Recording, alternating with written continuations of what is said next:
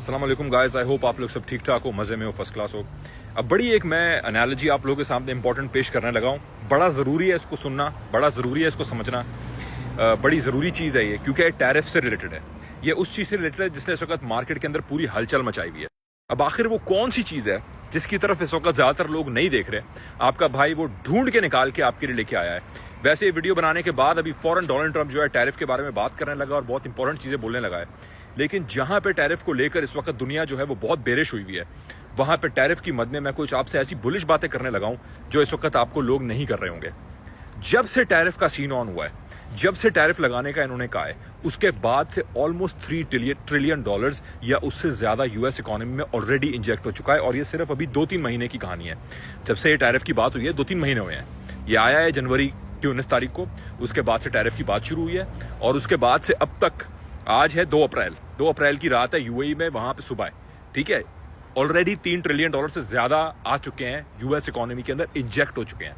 और ये पैसा कहां से आया है? ये पैसा कॉर्पोरेशन से आया है। क्योंकि एक चीज आप ना भूलें कि इस वक्त इस एडमिनिस्ट्रेशन को यूएस में जो चला रहा है ना, वो सिलिकॉन वैली का वो दिमाग चला रहा है जिन्होंने 90s और 2000s में अपना लोहा मनवाया। यूएस को जो है वो दुनिया के फोरफ्रंट पे, पायनीर पे रखा when it comes to technology.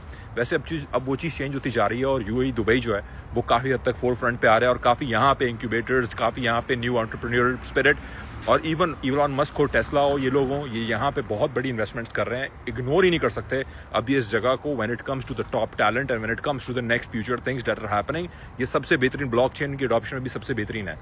लेकिन जो 3 ट्रिलियन इंजेक्ट हुआ है, ये कंपनीज ने इंजेक्ट किया है, ये बिग टेक्स ने इंजेक्ट किया है, ये उन बड़ी बड़ी कंपनीज ने इंजेक्ट किया, जैसे एप्पल है, दूसरी कंपनीज हैं, उन लोगों ने यूएस इकोनॉमी के अंदर इंजेक्ट किया। क्यों? क्योंकि वो यूएस इकोनॉमी को इस वक्त ग्रो करते हुए देख रहे हैं और इस वक्त उसका प्रोस्पेक्ट बेहतर देख रहे हैं। एक तरफ खबरों में रिसेशन की बातें हो रही हैं, एक तरफ आपको ये बोला जा रहा है कि यूएस इकोनॉमी रिसेशन की तरफ जा रही है, दुनिया रिसेशन की तरफ जा रही है, बेयर मार्केट शुरू हो रही है, पिवट एग्जिट कैंसिल है। एक तरफ आपसे ये झूठ बोला जा रहा है और दूसरी तरफ अगर ऐसा है तो यूएस इकोनॉमीज क्यों ट्रिलियंस ऑफ डॉलर्स कंपनीज वहां की इंजेक्ट कर रही हैं यूएस इकोनॉमी के अंदर, प्लेज कर रही हैं। इवन यूएई ने भी बिलियंस ऑफ डॉलर जो है प्लेज किए। जब इमारत का जो सीईओ है, जब वहां गया था, उसने बिलियंस ऑफ डॉलर्स प्लेज किए हैं। तो आखिर क्यों? ये जो बिग मनी है ये स्मार्ट है, ये बिग मनी बेवकूफ नहीं है। रिटेलर जो बातों में आते हैं ना इस बिग मनी की बनाई हुई मैनिपुलेटिव न्यूज में ताकि बॉटम बाय ना कर पाए, वो बेवकूफ है जो बातों में आते हैं। हमें देखना है कर क्या रहे हैं और वो देख के मैं आपको ये बात बता रहा हूँ।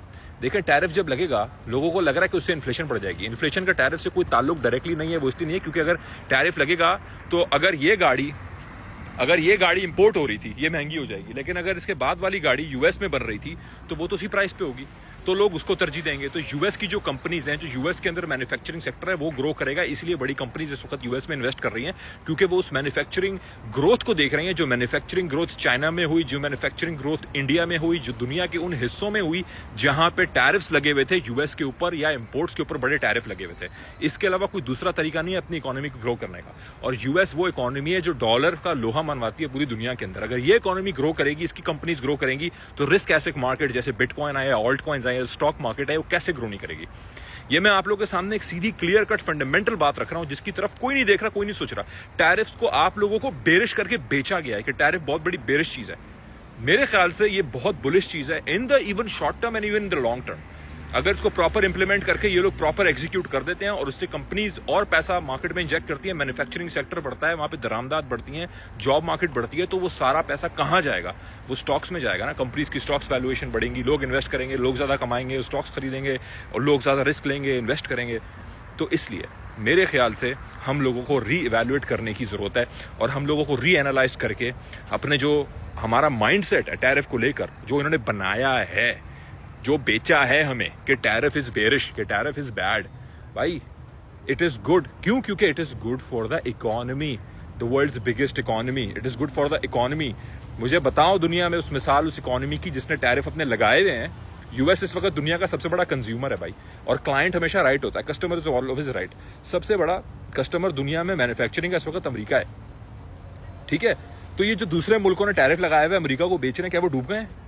क्या उनमें बुरा हाल है लोगों का? नहीं, फ्लरिश कर रहे हैं, वो फ्लरिश कर रहे हैं। लेकिन यूएस अब ये डिसाइड कर रहा है कि हमारी कॉस्ट पे अब कोई फ्लरिश नहीं करेगा, हमारी कॉस्ट पे अब कोई फ्लरिश नहीं करेगा, क्योंकि ये जो टैरिफ्स लगे थे ना, एक्चुअली ये डेवलपिंग वर्ल्ड को या यूरोप को हेल्प करने लगे थे वर्ल्ड वॉर 2 के बाद, कि भाई हम टैरिफ लगा रहे हैं आपकी चीजों पे और आप टैरिफ हमारी चीज़ों पे लगा दो, हम आपकी चीज़ों पे कम टैरिफ लगा रहे हैं। यूएस यूरोप की चीज़ों पे कम टैरिफ लगा रहा है ताकि यूरोप के अंदर मैन्युफैक्चरिंग बढ़े और उनके प्रोडक्ट्स को उनको लोग पजीराई दें और कंज्यूम अपने प्रोडक्ट्स करें, क्योंकि यूएस के ज़्यादा महंगे हैं। तो ये बहुत बड़ा एक सिनेरियो था। अब दुनिया का सिनेरियो चेंज हो गया है, तो इस चीज़ को आप समझने की कोशिश करें। ये एक फंडामेंटल एरर है मेरे ख्याल से। बाकी अल्लाह की ज़ात बेहतर जानती है जो मेजॉरिटी लोग इस वक्त कर रहे हैं। बाकी जो लोग बुलरूम को ज्वाइन करना चाहते हैं प्लीज़ बुलरूम को ज्वाइन करें, मुझे इंस्टाग्राम पे डीएम करें। डिस्क्लेमर मैं हमेशा देता हूँ, डिस्क्लोज करता हूँ चीज़ें। बुलरूम के अंदर हमारा लेयर का शॉट जो है वो लेजेंडरी गया, लेकिन साथ साथ हमारा बीटीसी का शॉट जो है वो बढ़ गया आज। थैंक यू सो मच, जज़ाकल्लाह।